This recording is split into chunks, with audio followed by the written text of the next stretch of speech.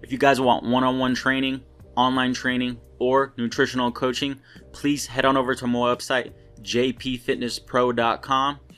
Just go to the services tab and select which one you would like. You can also subscribe to my newsletter and contact me through my website as well. If you haven't already, please subscribe to my YouTube channel and click the notification bell so you never miss a video. Thanks.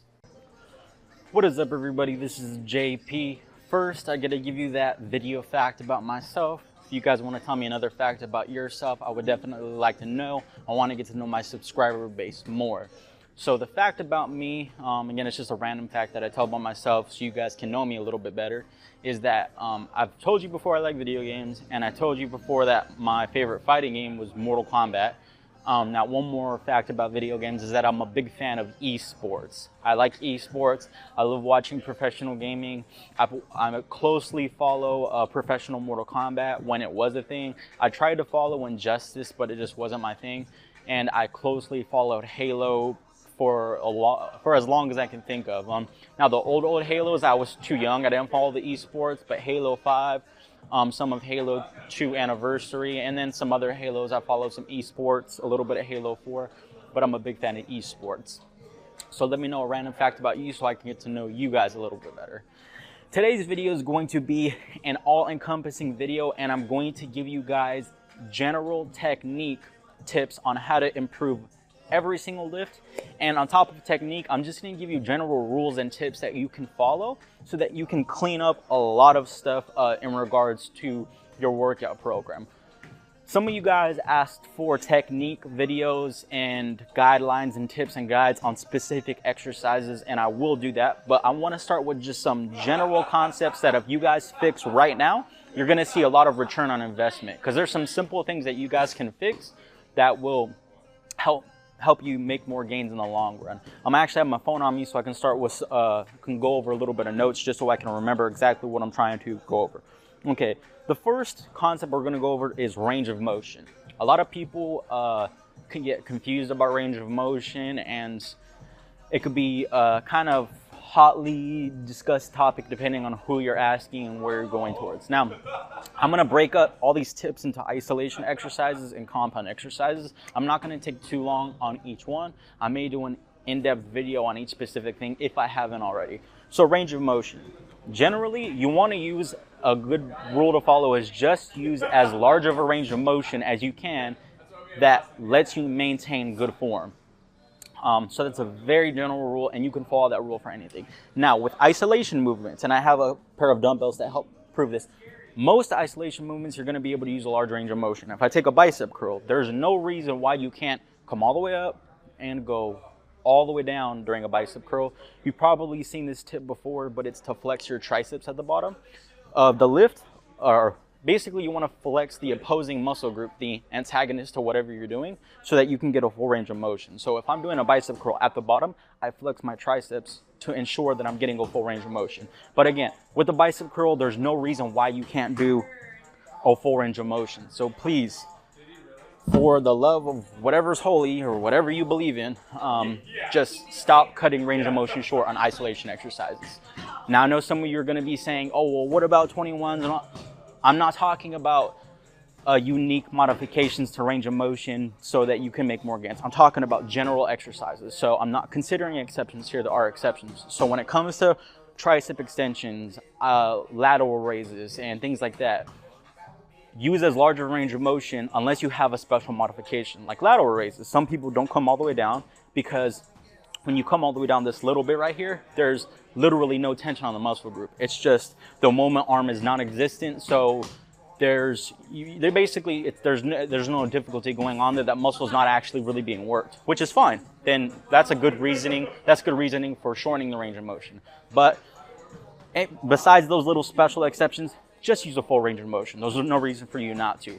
Compound movements, it's a little bit different, and I have a trap board to kind of prove my point here. But compound movements, you want to use as large a range of motion that lets you keep good technique. And for most compound movements and most people, depending on the exercise, you probably can't use a full range of motion. For example, specifically squats. If you're doing a back squat, most people can't go ass to grass without having some excessive posterior pelvic tilt. And in that case, you know, obviously to protect your lumbar spine and to not get a herniated disc, you don't want to go ass to grass on a squat. Same thing with the trap bar. A regular deadlift has you bending a lot more over, and I've done a video on a trap bar. Again, if you use a trap bar, the handles are a little bit higher and it decreases your range of motion.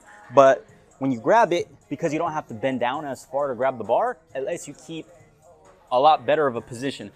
It basically lets you keep your spine neutral. You have that little curve in your lumbar spine. You have that S curve in your spine. What we want, it's a neutral spine. You want to keep a neutral spine during the lift.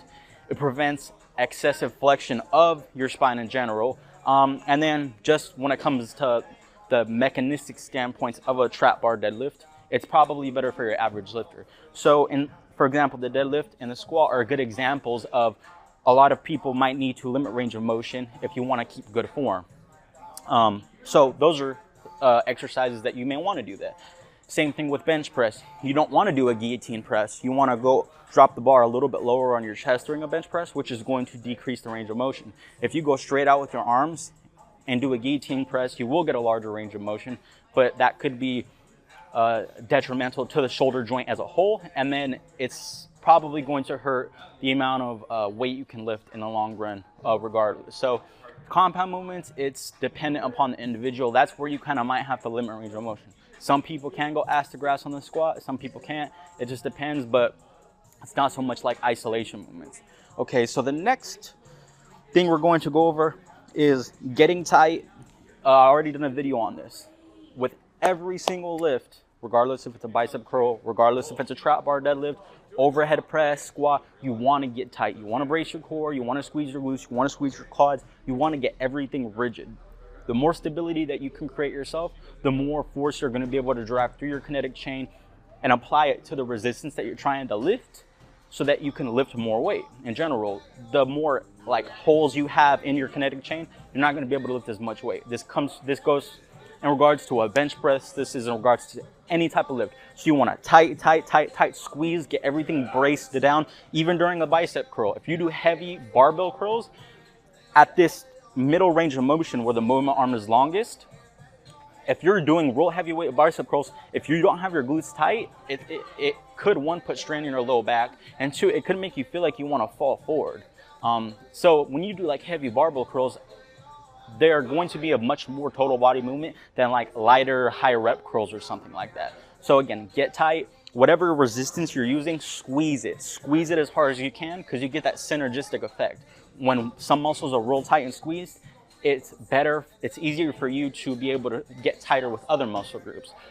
A good analogy is to flex your bicep and try to keep your wrist limp. So don't flex your wrist at all. Squeeze your bicep as hard as you can. Remember, keep your wrist completely limp.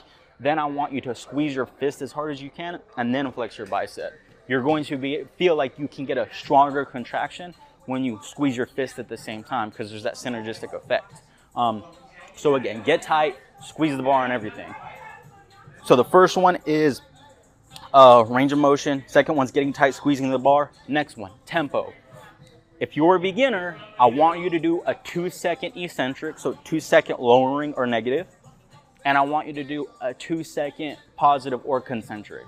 The reason being is that you just want to get technique down. Now, if it's something like an isolation movement where there's not a ton of technique to it, you can go to the alternate tempo I'm going to talk about in a little bit. But for complex movements, deadlifts, squats, 2 seconds down, 2 seconds up, that's all it has to be. Now, if you're working with a trainer or you have some special exception that you want to do, fine, apply that special exception. I'm not talking about exceptions. But if you just want to make things simple, beginners, 2 seconds up, 2 seconds down, until you can master the movement. Now, for people who think that they have the movement down for the most part and are very good with their form technique, or even if it's a new movement, but it's something simple like a bicep curl, I want you to do a controlled negative, 1 to 2 seconds, and I want you to do a fast concentric. So again, you want to go fast on the way up, control on the way down. Fast on the way up, control on the way down. And this applies to a deadlift, this applies to overhead press, squat, anything. The reason being is because studies show that when you go fast on the concentric portion, when you're explosive on the way up, it leads to more strength gains than when you go at a slow pace on the way up. And For people who are saying you have to do a slower eccentric, you got to do like a 5, 6, 7, 8 second eccentric or real slow on the way down. You don't. You do not have to do that. There's no science backing that point. If you just do a controlled eccentric, you control it. You don't just drop it. I'm not saying drop it. But if you at least control it on the way down, you know, a steady pace, not too slow, not too fast, controlled, that's all you really need to do. Again, if you I already did a video on this, and you can browse from my channel, maybe I'll link it below if I remember. But it comes down to impulse, and that when you go too slow on the negative, you essentially have to lower the load, because again, you have more time under tension, but time under tension isn't the #1 factor in regards to making gains. Too high time under tension is going to lower total impulse, which is going to, you're not going to make as much gains. So I'm not trying to get too much on another topic. I already did a whole video on it. So again, beginners, 2 seconds down, 2 seconds up. People who have the movement down, so anyone past the beginner, or if you're a beginner and it's a very simple movement, I want you to do a controlled 1 to 2 second negative, and I want you to go fast on the way up, explode on the way up, okay? So first point, range of motion. Second point, getting tight, squeeze the bar. The third point, tempo. The fourth point, rest periods. Let's make this short. If your goal is hypertrophy, for hypertrophy and for compound movements, 2 to 3 minute rest period, it's gonna get you the most gains. Too short of a rest period is gonna lower total workout volume. When you're more fatigued, you can't move as much weight for as much reps. And also too, it could be compromising to technique. Again, if you're more fatigued because of a really short rest period, you're not gonna be able to have as good of a perform. So hypertrophy compound movements, 2 to 3 minutes. For isolation movements, 1 to 2 minutes. It's as simple as that.